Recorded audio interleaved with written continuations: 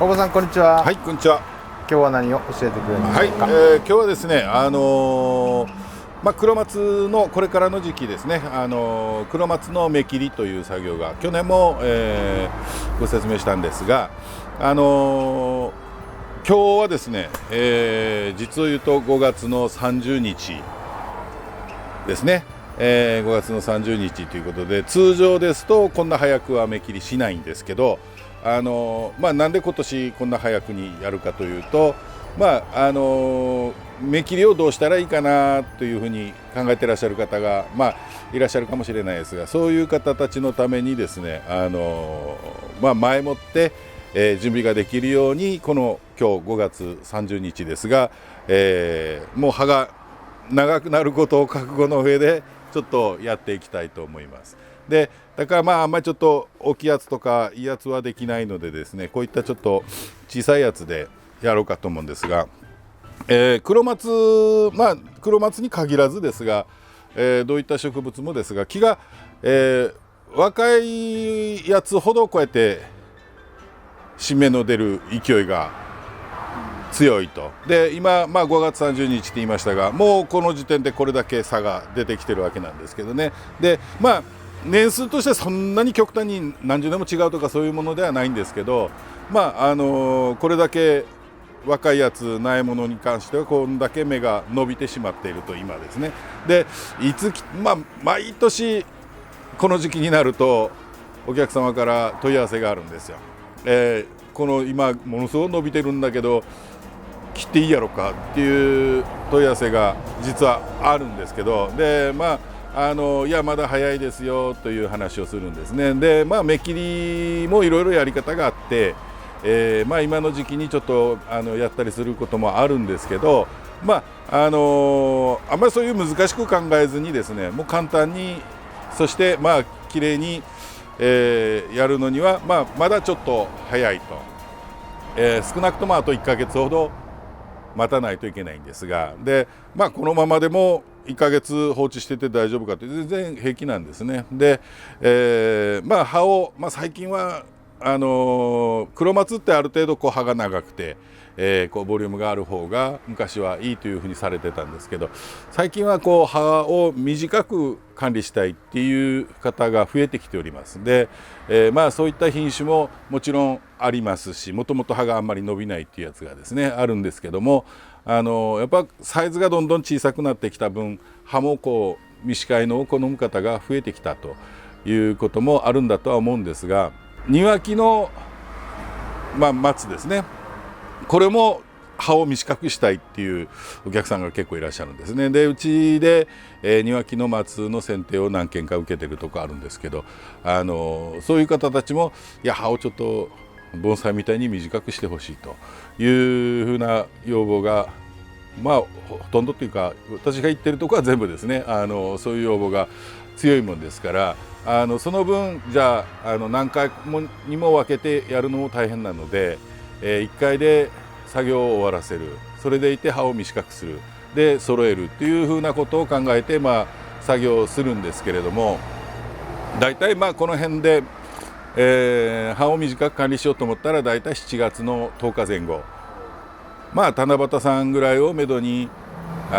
始められるといいかなというふうには思いますが、本なんか見たりすると、6月の中旬頃から、後半ぐらいにかけてというような、説明がよくあるんですけれども、それだと、こっち宮崎あたりではやっぱどうしても葉が長くなってしまう。だからそれをどうやって短くしようかっていう話になると、なるだけその芽切りをする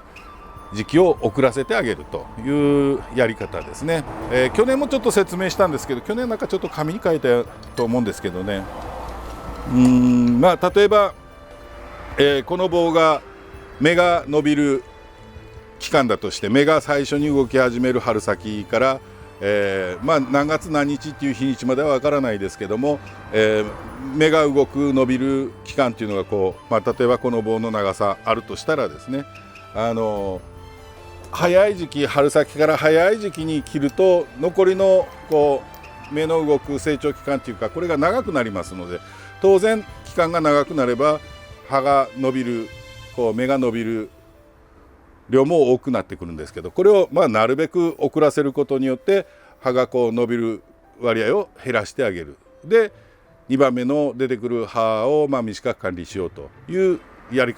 え方なんですけども、これがあんまり遅すぎるとですね、今度は芽が出る期間がないですので、芽がほとんど出ないで終わるということもありますので、あんま遅いとダメなんですけどね。だいたいその時期っていうのがこの辺ではだいたい7月の10日前後、10日から15日半ばぐらいですねまでには終わらせないと、今度はちょっと芽が十分に伸びないということもありますので、だいたい10日ぐらいをめどにやられると、葉を短く管理できるんじゃないだろうかなというふうには思います。で当然だから今日は5月30日って言いましたからかなり早いわけですけど、まだ1ヶ月以上早いわけなんですけどね、これを見てくださる方いらっしゃれば、ご自分でちょっとこれから準備しながらですね、7月10日に向けて、準備していかれたらいいかなというふうには思います。はい、じゃあ実際に切っていきたいと思いますので、よろしくお願いします。よろしくお願いします。ちょっと木の若いやつから最初いきますけど、よくこれこんだけこう出てるけどもどこから切ったらいいんだろうかというご質問もよくあるんですけど、大体残す言うてもですね12ミリぐらいちょっと残るところで切ってあげてもいいんですけど、これはどうせ残ってる部分っていうのは後で枯れてなくなりますので、切って全部これ今の時期でも切ってしまいます。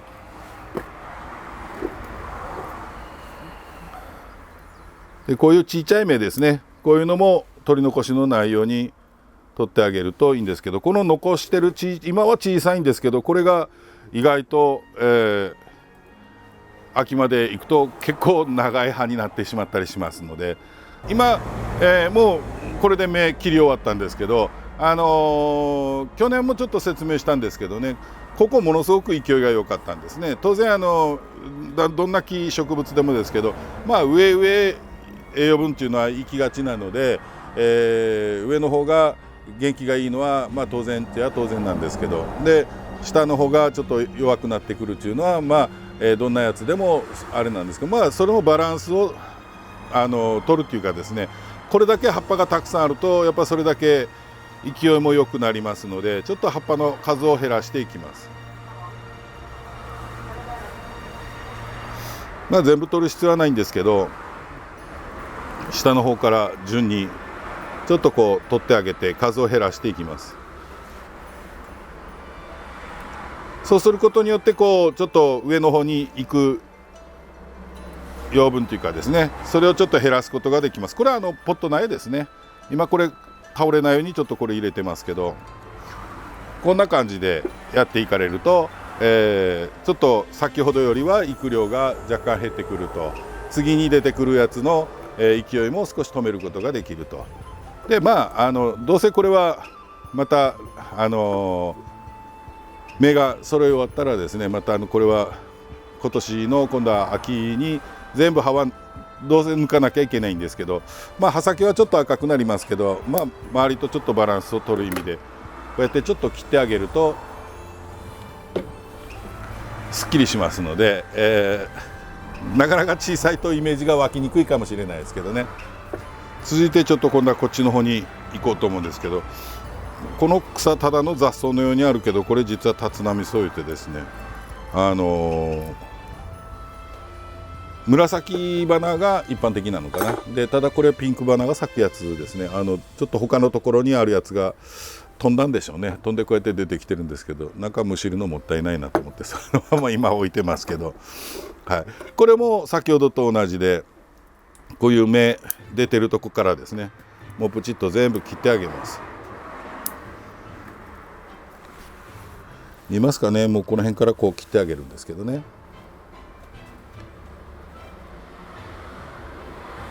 見えますか、プチッと。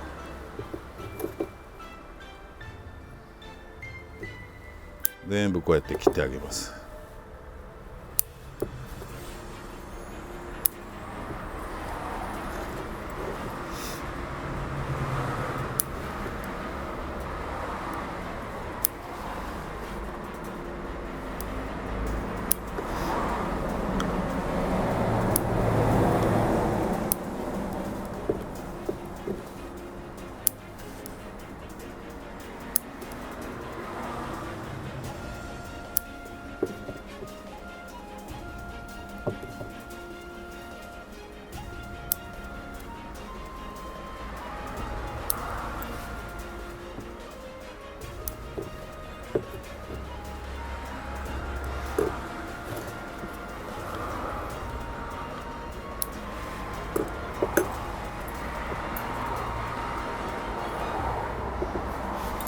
切りましたね。こうやって今切ってあげたんですけど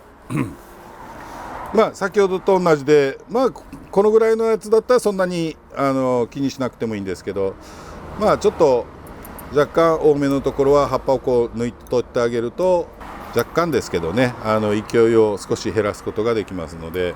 この目切りの時に合わせてこうちょっと目数を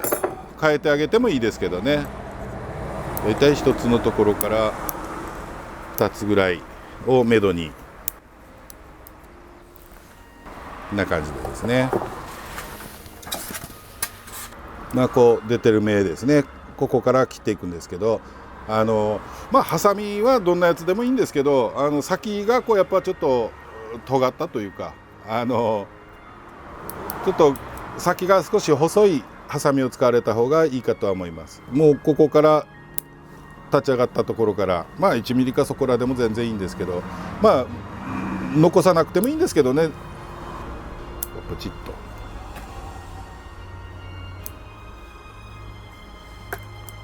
ういうふうにですね。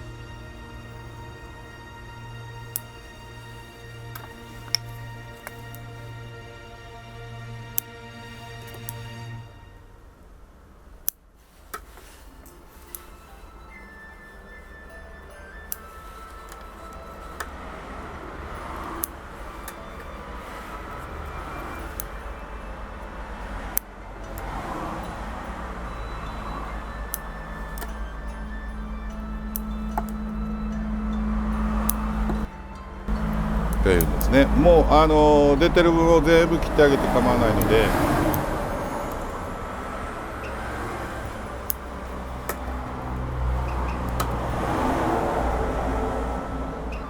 プチッと。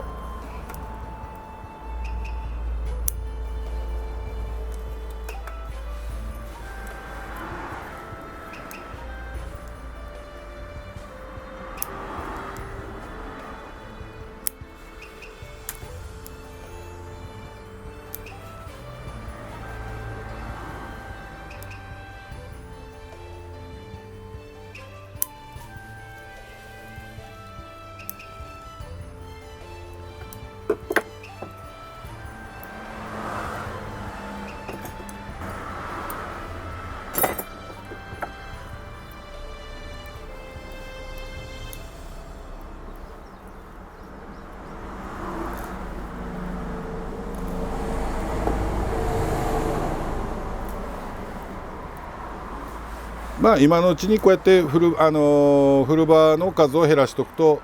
秋の古葉取りの作業も楽になりますのでね。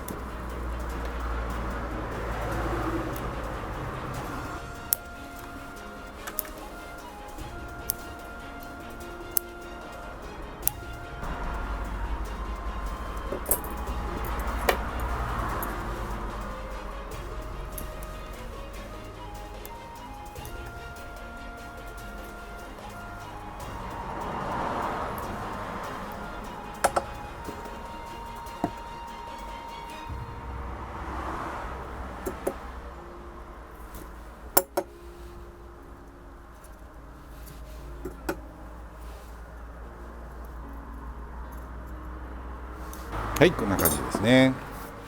ちょっと小さいのであんまりこういろいろお見せすることができなかったですけど、だいたいまあサイズが大きくなれば芽を切る数が増えるというだけのことですのでですね。あとは小さい芽本当にちっちゃい芽っていうのがあるんですけど、それを取り残すと結構長い葉になってしまったりしますので、そういうのも極力全部取れるように注意していかれるといいかなとは思います。で、最初にもお話ししましたけど、今日は5月の30日です。まだ早いですからね、葉をもし短くしたいという希望があるんであれば、だいたい7月の10日前後をめどに、毎年七夕さんが来たらそろそろ芽切りの時期やなというふうに思われるといいかなというふうには思います。で、くれぐれも言いますが、今はまだ早いです。はい、それだけは間違いのないようにお願いいたします。はい、黒松の芽切りでした。またなんかチャンスがあればですね、ちょっと大きいのでもやってみたいなと思いますけど、とりあえず今日は先に、来たる芽切りの時期を前にですね、1ヶ月ほど早いですけど、ちょっと参考になればと思いまして、やってみました。はい、ありがとうございます。ありがとうございました。